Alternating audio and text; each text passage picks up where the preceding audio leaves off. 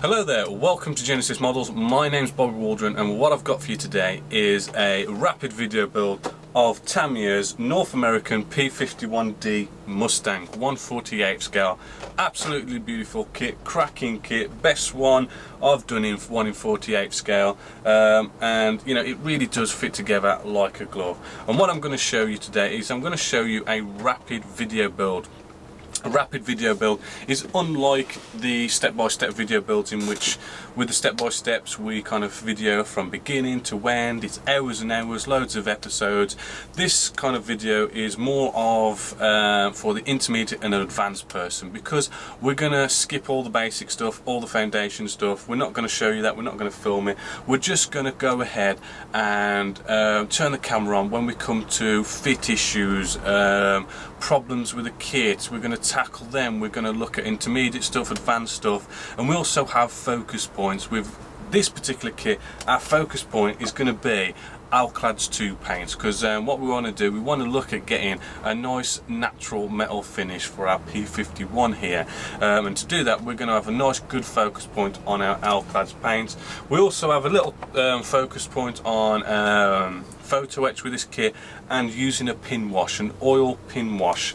So enough about the introduction now. What we're going to do now, we're going to go off and we're going to get this on the bench. We're going to give an inbox review, and then we're going to get building. So this is going to be episode 1, and you know, it is free on the internet, but if you want to see the rest of the episodes as well as all the other episodes for all the other video builds, you need to go to www.genesismodels.co.uk, and that is where you get to view all the other episodes that will follow on after this one. So let's get cracking with the build. Right, let's start off this video build with a inbox review of the actual kit first, just to let's see what's in here. Now, as you know, this is the North American P-51D Mustang by Tamiya 1/48 scale. Nice bit of box art going on there. So let's just start by getting out a few of the pieces. Probably best we start with the instructions, wherever they've gone. Oh, here they are, at the bottom. There we go. Right then, nice bit of a description on the actual real aircraft, and it's one of these fold out kind of instructions, which I personally don't like. I like to just turn it like a book, because we just end up with this kind of massive space taken up. So I mean, really, this is going to go together probably quite nicely, easily and simple, because I mean, you know, it's the usual cockpit kind of installation. You know, you bring your 2 fuselages together. We have got options for 2 different types of exhausts. Fuselage goes on wing, and then they bring the 2 pieces of the wing together. Pretty standard World War II fighter. Your flaps can be up or down, which is also nice. We get some fuel tanks as well, and really, you know, that is basically it. I mean, nice, quick, simple, easy build. We have got 4 different sets of markings and paint schemes, which for this actual video build I'm going to be doing this one, which is all a nice natural metal finish, which we're going to use a nice Alclad 2 paints and really have a good focus on them. So, you know, there's your instructions. Not really too much to harp on about. The decals, I mean, I'm not a massive fan of Tamiya decals. They're good, they're just, you know, they're just okay, shall we say. It's not a cartographer decals or anything like that, but I mean, they're all nicely in registry, and they look all nice and neat and lined up and colourful. They are kind of normally quite thick, and we're probably going to have to get out the Mr. Mark softener and setter and stuff to be able to you know, get a solution that's going to affect these decals, but we'll get them down nicely in the end. We've got some more decals here, which also look just as good as these. Look very nice, and we'll have a go at getting them on and see how good they are. Moving along, we'll get out our first sprue, which has our first pieces. We've got our fuselage section here, and first impressions is beautiful. which is basically what this is. I mean, the recessed panel line detail and rivet detail is really nice and crisp. You know, it's got some nice depth to it, so we're not going to have to worry about washes not getting in there, because they are nice and deep, so there's no need to go around and do any sort of light rescribing. Where it folds over to the nice 90-degree angle where you normally get the recessed panel lines starting to fade, hopefully you can see there, they are all still nice and pretty damn crisp, which is very nice moulding going on there. Our wheel treads here look very nicely detailed and very professional actually, which is a very nice bonus. We've got some nice wheel wells here. They are looking really well detailed as well. We've also got our instrument panel here. Let's get you in as far as I can. Right, that is actually looking very decent for out of the box. You know, so I'm already looking at this kit and I'm thinking, aftermarket parts, do we really need to put any aftermarket parts in this kit? Apart from the seats not having any seat belts, I mean, it's looking pretty fancy so far. And the back looks alright on there. The next second big sprue here, again, you know, all this detail on the wings is just beautiful. Really nice detail. I mean, you just cannot fault it. It is just very, very nice. We're not going to have any problems with the detail of the recessed panel lines or riveting at all with this kit.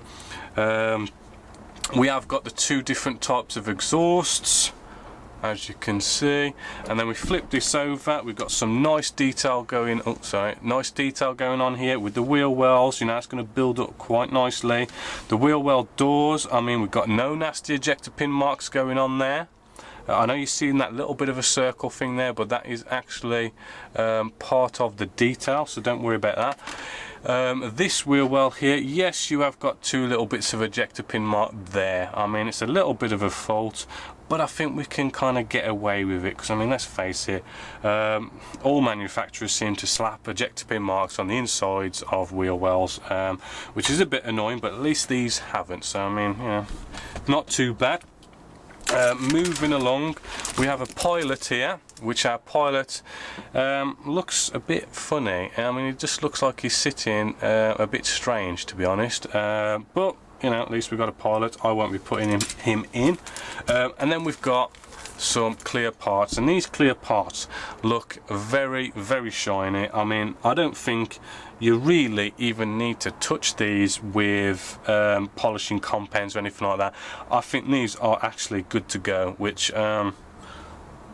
I personally rarely like to say, because I really do like to give my canopies a good polish, but these are really, really well shiny, so they're good. Nice little bonus there, and that is the whole kit. I mean, it is pretty basic, straightforward, and I've read on the internet that someone says that this is like the best kit in 1 in 48 scale ever out there, but we're going to find out how well it fits.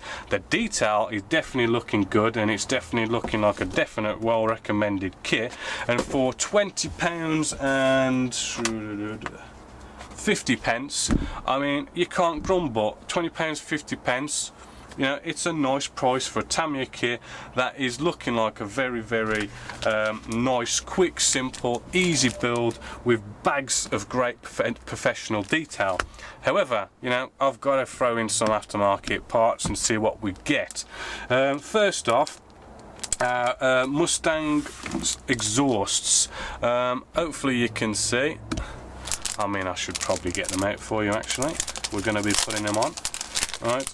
Nice little exhausts here. I mean, hopefully you can see they are just really nice and neat, and you've got your nice little holes going on in there, so it just gives it that nice bit of extra oomph, shall we say. And then moving along, we have some wheel wells as well by Quick Boost and wheel well doors. Sorry, I forgot to say the exhausts cost, and these are from Hanant's prices, by the way. The exhausts are £3.30. Not a big cost, but then again, it's not exactly a big part, is it? And then the same here, the undercarriage. for our P-51D Mustang is £4.50, a little bit more, but they are a bit nicer. They are nicer detailed than the kit, but the kit is actually rather good anyway. So I mean, it's not as if you're desperately needing this, it's just a bonus. Same with these wheel wells, doors. I mean, apart from you haven't got the ejector pin mark in there, which is a nice bonus, I mean, still the kit parts do look really nice themselves. Again, we've got propellers here as well. The propellers cost £4.50. Not a bad cheap sort of price, but you only get these little propellers, which, I mean, looking at the kit parts as well, I mean, they're just so kind of close. I mean, although this is resin, it's not desperately needed. It's a nice little bonus if you want to spend a bit of extra money. Our wheels here, again, same thing. I mean, I showed you the kit parts. The kit parts do look, you know, really good. A little bit of a kind of a sanding and a little bit of a rescribe on the treads, where you've got like your little seam lines, and the kit parts are fine. These resin ones, they do look nice. The treads do look nice as well. It's just a nice little bonus. It's not something that is needed, I personally feel. Anyway, then we have a bit of photo etch. Now this is probably something I would, you know, recommend, because I mean, you get the seat belts in these, this photo etch, which the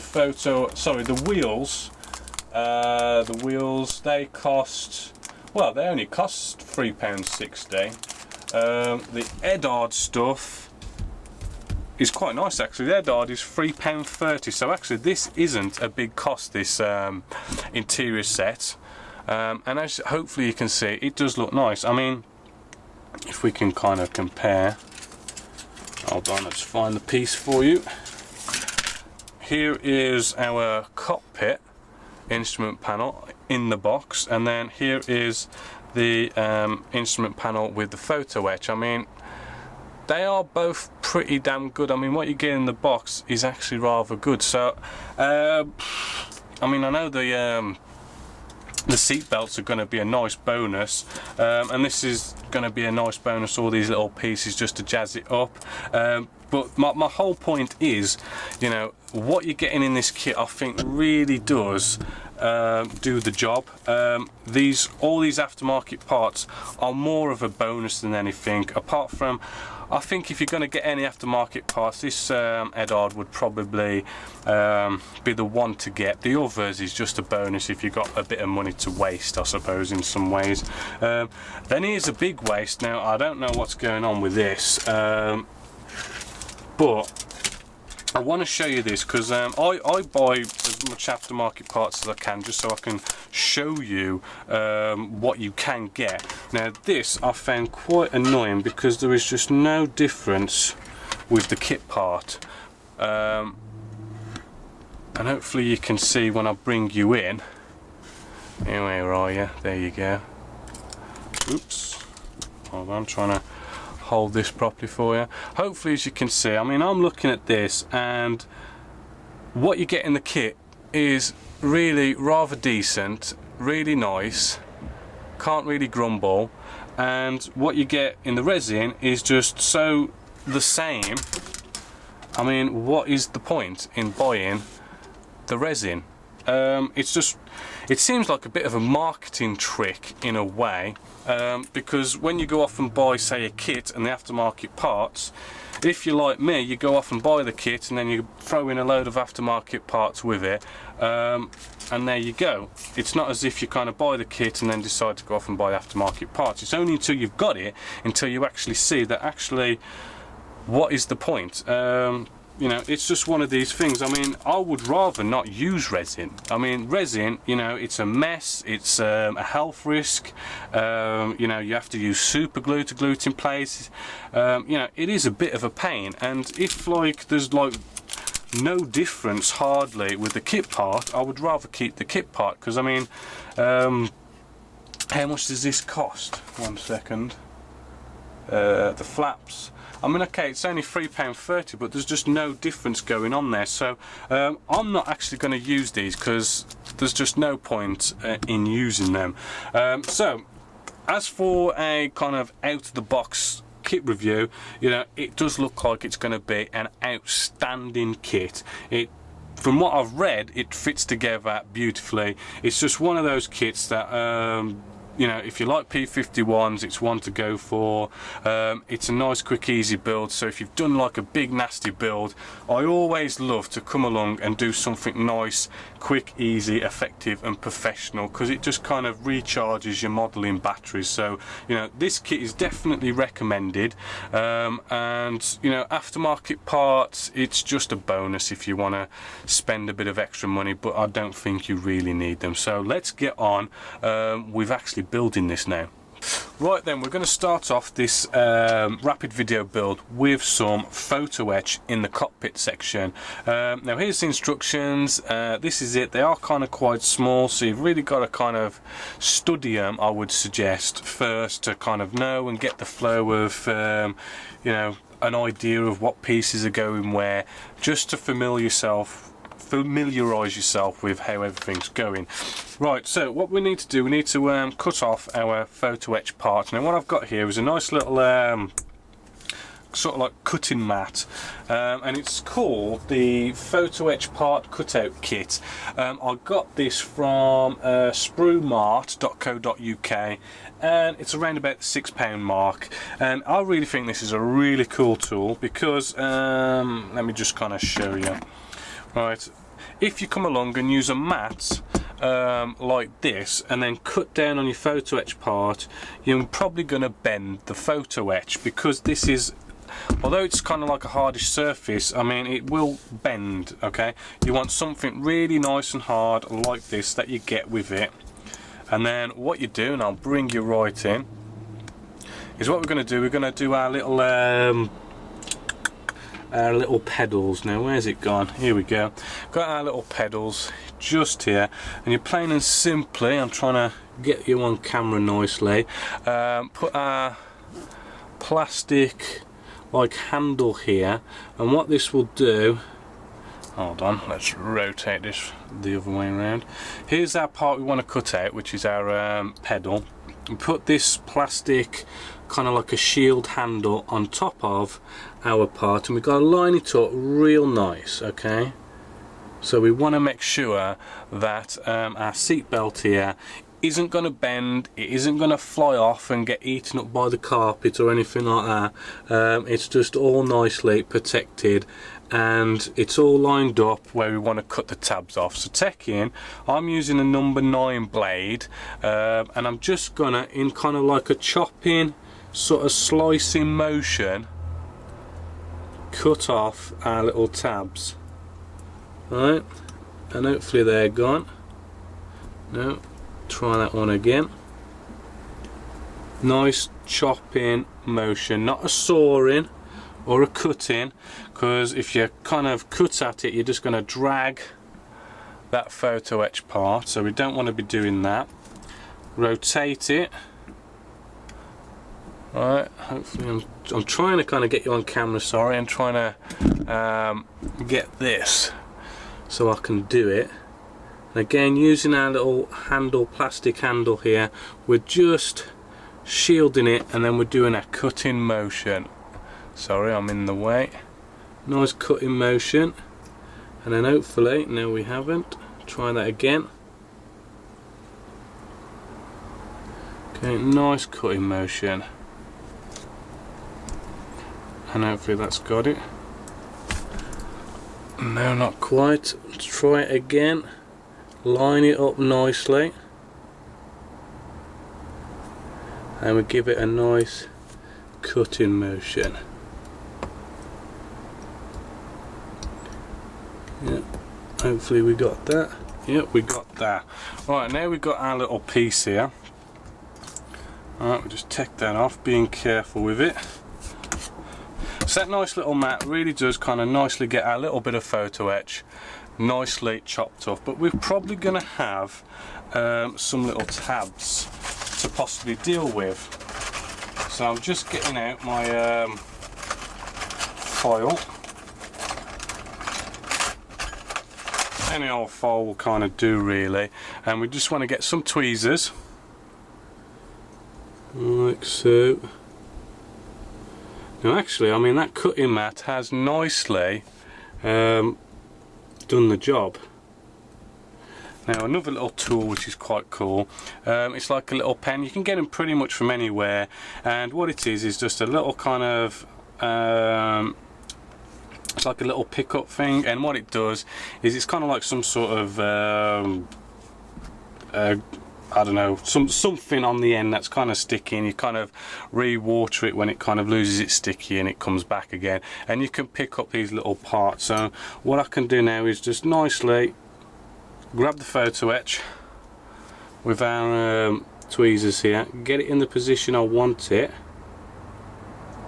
like so, and then I can get my little bit of a metal file, and we can just use in our metal file. I mean, we only need to do this lightly.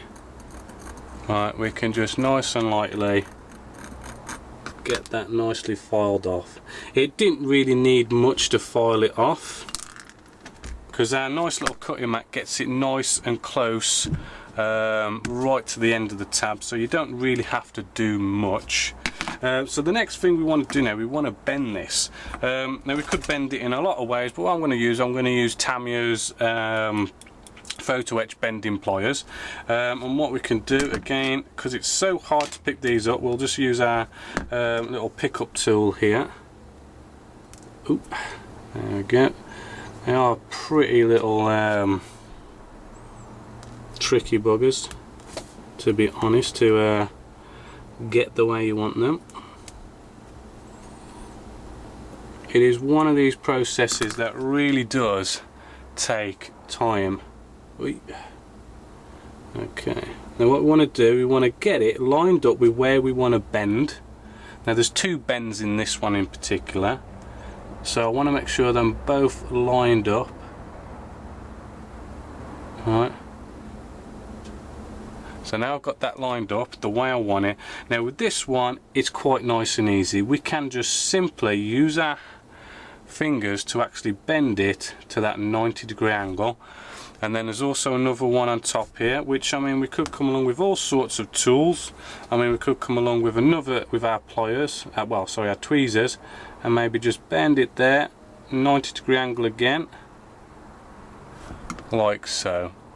And then we can simply let go and try and grab it again, but the other end, and repeat that process of just bend, and we get some tweezers again and bend, make another bend.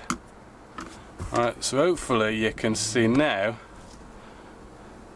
that that has been nicely bent.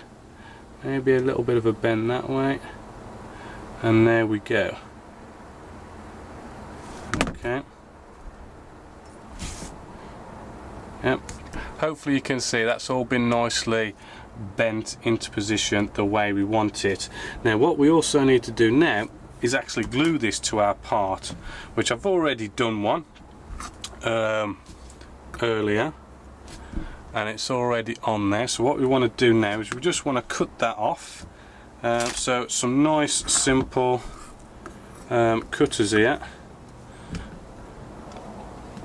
like so. There we go, and then we could probably get a blade and just tidy up what we've just cut off. Now this is photo etch is just one of these things you've got to be delicate and patient with. You know, you're gonna drop them, it's gonna fall, it's gonna move out of place. You just got to be very careful, patient, and you know, just have the time to just relax and slowly do it. So what we want to do now is just nicely glue this on, which is nice and simple. Nice bit of Zapper Gap glue, and I like to put this on just a scrap piece of card, like so. Just take the top off. Scrap bit of card, a little bit of a blob. I like to wipe the end off because your those nozzles are going to go pretty quick. And what we want to do, cocktail stick, nice and easy.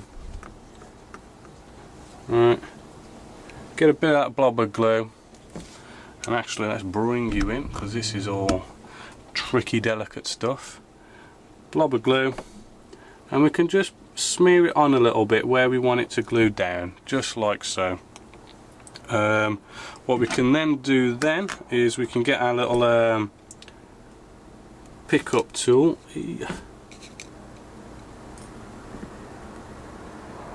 like so, and then what we want to do, let's get this out of the way, is just nicely, not like that,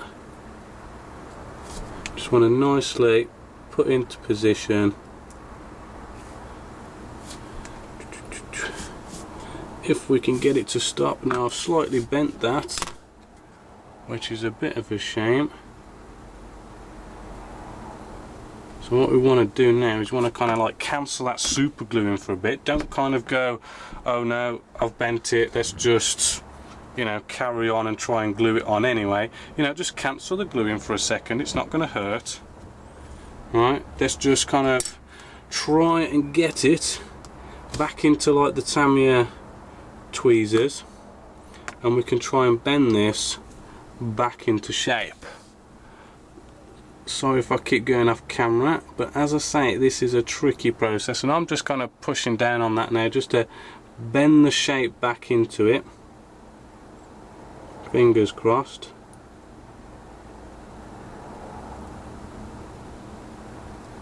It's only slightly bent out of shape, but there we go. Let's get our tweezers in there. In fact, this time I think I'm just going to come along and dip the end into some super glue, and then get our part we want to super glue it onto, like so, and just try and hold that there just for a little bit until it gets that nice bit of a bite. We could probably get some Vital Bond Zapper Gap kind of stuff, some nice kicker, quick spray and a blow, and that should nicely glue that into position. Now it just needs, I don't know how well you can see it, but let's bring you in. The one I've already done has got a bit of a bend to it, and the other one hasn't. Can you see that on camera? What I simply do here is we can just get a blade and then hold, give it a little bit of a push up. Oh, sorry, you didn't see that on camera. You put your blade down and give it a bit of a push up, and it gives it that little bit of a bend to it, hopefully, as you can see. Alright, so now our pedals there are both in place, nicely bent, nice and perfect. Right, so all you got to do is remember is you've got to just take your time. You know, it is going to be fiddly, it is going to kind of fight you, they are going to try and run away and get off all your tweezers and everything, but just be careful and take your time. So let's move on to the next bit.